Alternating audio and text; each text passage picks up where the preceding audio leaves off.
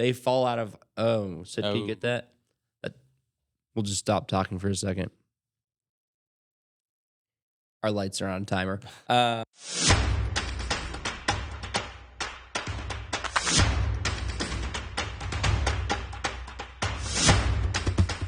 All right, Daniel, welcome to the podcast. Thanks for coming on today, and thanks for making it all the way over to Melbourne. thanks for having me. How you doing this morning? Doing good. That fan didn't keep you up? No, it didn't. I slept like a rock. I invited Daniel to stay at my house and didn't even think to check the ceiling fan. I woke up this morning. It sounded like a chainsaw was going off in there. I instantly just felt horrible. No, you do not have to feel horrible at all. I appreciate the hell out of you. Stuff like that just embarrasses me. I'm like, oh, that's like a shitty hotel thing. Stop. Like the It bad was fan. Not a big deal. It was very comfy in there. But anyway, we have Daniel here today because he has been a very successful photographer in the fitness industry, and I find that very impressive. He's like one of my few people in my life that I'm like pretty like brag about being friends with. Like I him appreciate that. and Sid are like I'm like Sid's super smart, and Daniel shoots like all the famous bodybuilders. So pretty much we're bringing him here today to just kind of give some insight on how you might grow your photography business, or I mean how it worked out for you. Maybe not necessarily. I mean everyone's case is gonna be a little different, but maybe just kind of your story and how it worked out for you. Maybe what you did. So, I mean, it started off as like a side project, you know? Yeah. It was something that I was dreaming about, something I wanted to do in the future, but didn't really know how that was going to happen. And I also like didn't have the skill when I started to. I was just green and didn't know much. Did you go to like college for anything? I went to school just for general business. General business. Yeah. And what were you doing for work? I got after school. I went and got in sales. After that, I worked like random Here and jobs there. within companies, payroll and Really? sales and weird stuff. Yeah. I didn't know that. Yeah. Nothing creative though. I hadn't picked up a camera until I was like mid-20s. I didn't know how to edit. Right. Really? Yeah. So Man, I thought you've been at this for longer than that. I've been at it now for like 6-7 years, but Okay. yeah. But like it came on later. Like I really didn't know what I was going to do, or I just knew I wanted to be creative and I didn't know how to express that. So I was just always kind of reaching and looking around for ways that I could.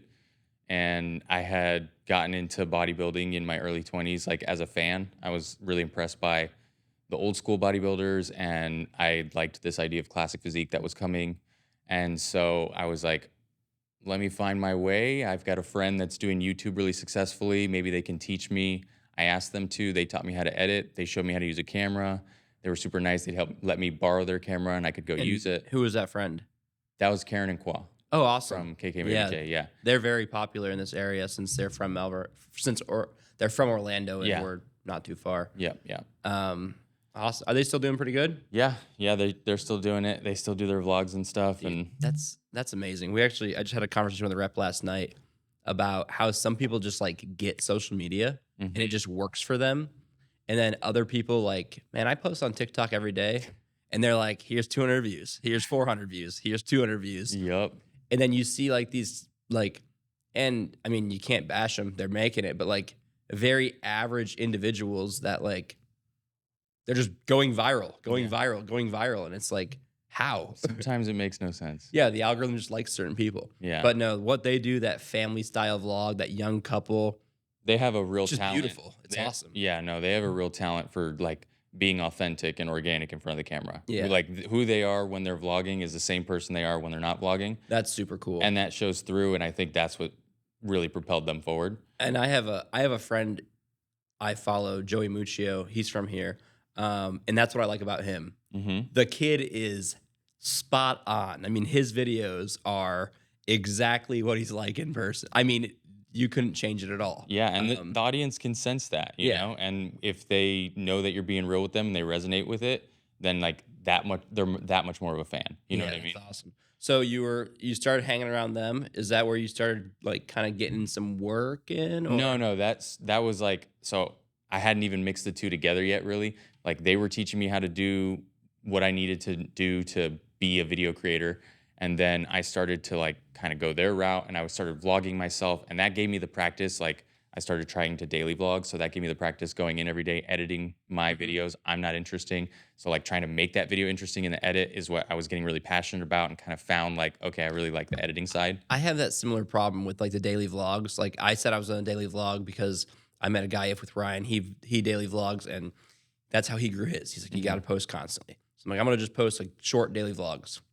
But dude, I'm not interesting enough. I don't know. Like nobody wants to watch me eat. Yeah, I bro. don't want to record every set in the gym. It's the same thing every day. Like you Yeah. get into the routine because you want to do better, and that's Yeah. what it is. So I've been posting like couple a week. I feel like that's enough. Like people don't need to Yeah. see like my day to day is very similar. hmm Yeah, and that's how I felt. So like obviously that didn't pan out, but it was really good practice. Okay. I learned how to edit and edit quickly and kind of found my style, right? Hmm. And then I was like, all right, so I don't want to film myself, but what can I film? And I was a fan of bodybuilding, right? And I was like, well, now I have this skill. So I started just making edits of bodybuilding vlog footage I could find online to have like a reel, a And portfolio. is that where enduring aesthetics came from? That's where Enduring Aesthetics came from. And I had started also licensing old school footage of like Arnold and Franco and them from the guy that shot it, Wayne Galosh.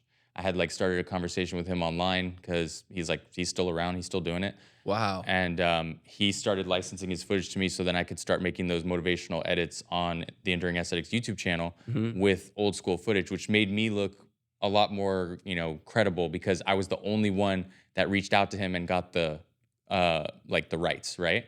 Otherwise, he would just take down anyone's video on YouTube that had any of his footage. But I had like asked him and I was like, said, I'm a huge fan of your work. Can I buy the rights, whatever? And we built this kind of relationship and rapport, and he would let me. So then I was the only one on YouTube at the time that had this like style and the edits of those guys in And the particular. authority to use it. Yeah, exactly. And That's so awesome. that kind of like gave me a little bit of an audience on YouTube with Enduring Aesthetics, but then also was translating really well on Instagram. And people were kind of like looking at those edits in the same kind of light as Machiavelli Motivation, but classic, specifically classic, because he was doing the Jay Cutlers and the Ronnie Colemans, right? Okay. So I was like trying to find my niche there. And then I was like, I'm gonna have to start making my own content because like I'm gonna run out of footage here. And Classic Physique is coming up, and I'm a big fan. So maybe I can just reach out to these guys and see what happens. And I had been following this one guy, Brian Martinez, who he doesn't compete anymore, but he was going to be competing at the Tampa Pro. I was in Orlando. I saw he was going to be competing, and I think it was like one of his first pro shows, if not his first. And I just reached out to him on Instagram. I was like, hey, bro, I see you're going to be competing. I'm local. I would love to film you and put together a video. And then I showed him one of my motivational montages, right? And I was like, I can do this style, but I can do it of you and I can film you. And he was like, yeah, of course. Like somebody offering you free work, So this is something I think you really did right. You did a lot of free work, didn't you? a lot of free work, bro. That is something that Sid and I do specifically. We go to other businesses, we make content for them.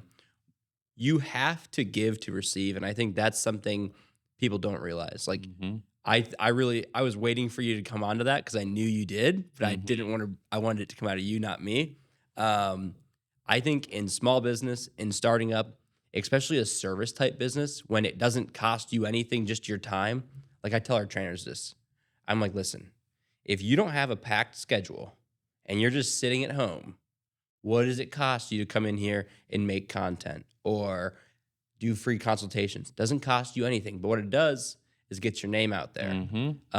And I think that is a huge thing to get that over that hump. Is like, oh, I'm more valuable than this. It's like, okay, then how much money are you making right now? Oh, Exactly. none. Oh, then go do it. Like, Yeah. and I think that was a big hump, like for like Brody and I, like when we were working like the studio and the store together, is like Brody does not like doing free work. He's like, I don't want to go to do a booth. And I'm like, come on, let's go. No, like it's like, and I talk, not just my brother, like I talk to a lot of people. No, I'm not doing it unless I get paid. I see a lot of photographers that just started up, $150 shoots. It's like, dude, you just bought your camera last week. Mhm. I'm not paying you $150 to shoot. Like, it's crazy. Yeah, bro. I worked for free for like many years. Like that's one of the key reasons that I got into any of the opportunities that I got into You was the have fact to. that I did that. Yeah, because then you start meeting people, you get more opportunities. Like who's going to say no to free work when you have a Yeah. skill, Even if it sucks, you're like, Shit, Yeah, I'll it's give you a pretty shot, yeah, right? I'll give it a Yeah. shot. Um, who is that? Alex Hormozy. Mhm. He's huge on social media right now. Yeah. He says, he tries to build rapport with as many people as possible.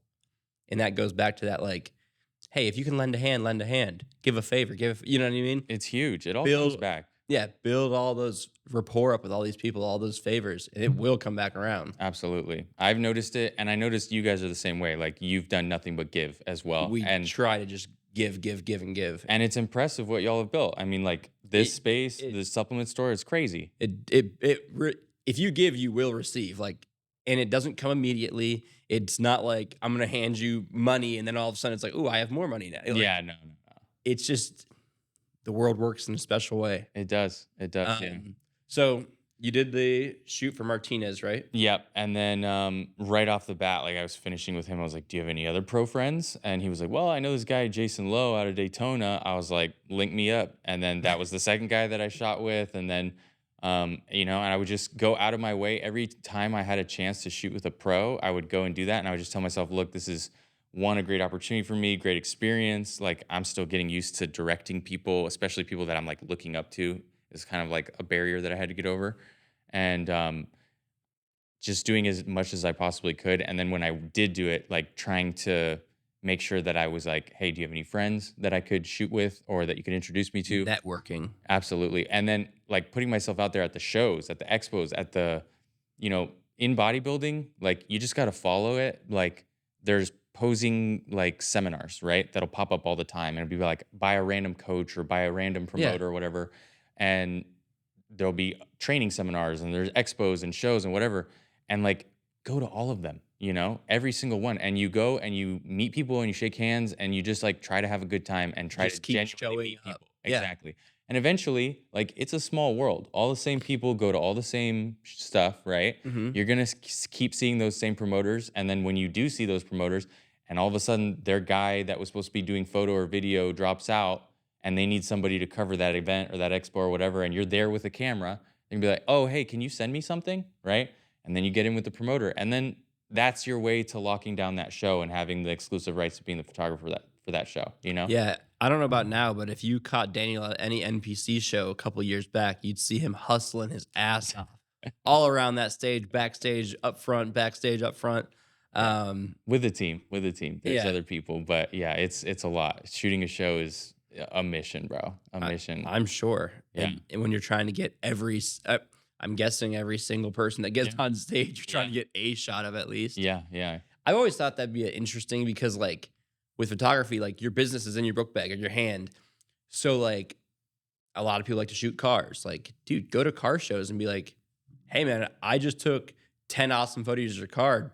Cash at me, and I'll send them all over to you." Like, you could hustle it that. I'm not saying like that's the best way to go about it, but like, I don't know, you could really hustle it that way. yeah. You absolutely could. And I mean, like most of the time. Also, another thing I did actually, I would go to the show, okay, Mm-hmm. and like as the classic physique bodybuilders are coming off stage, I know where they're coming off stage, okay. Yeah. I would go around to the side. I wasn't able to shoot the shows at that time. I would go around to the side of the stage where they're coming off, and as they're coming off, I'd be like, "Hey, what's up? I'm a photographer.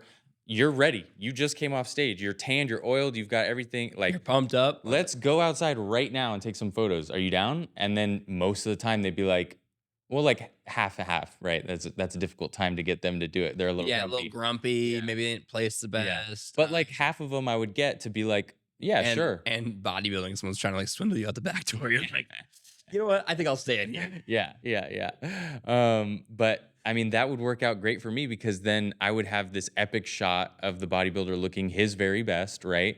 Right off the stage, and then like in some setting right outside the venue. So like I would try to put him like with the backdrop of trees or bushes or Yeah. something, make it look classic. And then I would post that on my page. He'd post it on his page. It would be the first thing that he posts right after the stage. And often it was like the guy that got third, the guy that got second, whatever. And so they've got people watching, right? And then I'm the guy that took the photo, so they're checking out my page as well. And then everybody talks, they're all friends with each other. It's a No, small that's world. huge. So then you just kind of got the ball rolling that way. And where did you go from there? Like, what was the next step for you? The first like paid gig in bodybuilding came from one of the contacts that I had that I did free work with. He was like, "Hey, I've got a sponsor. They want video content. They asked me if I know a guy." I threw your name out there. They were like, yeah, let's do it. So I did a YouTube video with him and got paid for that. And Okay.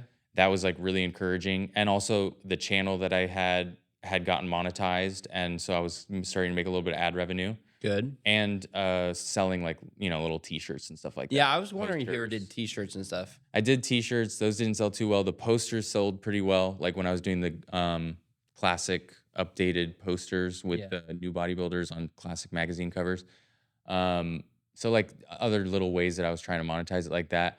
And it just was like growing with having more and more of those shoots with individuals. Mm-hmm. Eventually it like turned into where a pro would have a show, they would have me film kind of like the lead up into the show and what they were doing, the show itself as much as I could, and then afterwards, and make kind of like a little mini doc series vlog style, Yeah. like everything I was doing daily vlogging, but for them. Okay. And so like a few times I did that, went out to shows with these guys and did that. And I had also been starting to build my relationship with Terrence at that time. Awesome. And we had done some work together sporadically, and it just grew. I would do work with people and it would come back, or I'd get referrals from them, and I was still always doing it on the side. And that was for like a few years. Eventually I had the offer from Terrence to do it full time, and he was like, hey, move in with me and we can shoot every day and That's I'll so pay you a huge. salary. And yeah, and we went from there. That's awesome. What would you say your like best, like your coolest shoot ever was? Like, what was your best one?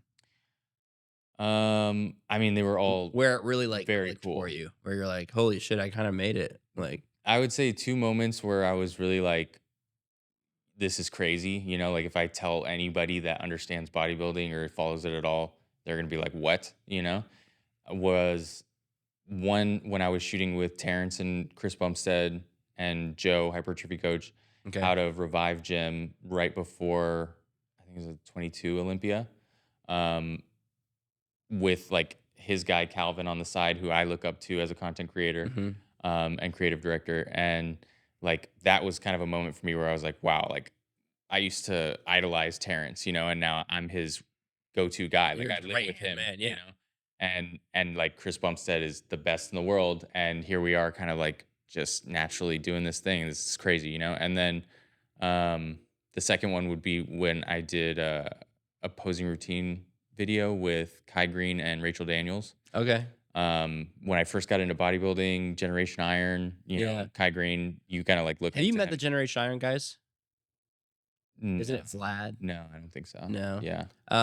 Yeah, Kai Green. When probably about when you were coming up too, he was so popular, being like one, 1 and 2 with Phil Heath. Yeah, yeah.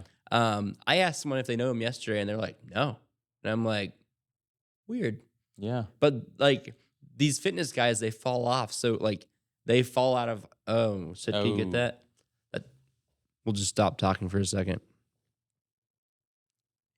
Our lights are on timer. But anyways, it's crazy how like these fitness guys like fall off. Like Steve Cook was like an idol for me when I was younger. Yeah. And now people literally are like, who's Steve Cook? And I'm like, what? He still has millions of followers. Like, how don't people know him? That is crazy. That It is is. crazy. And Kai does too.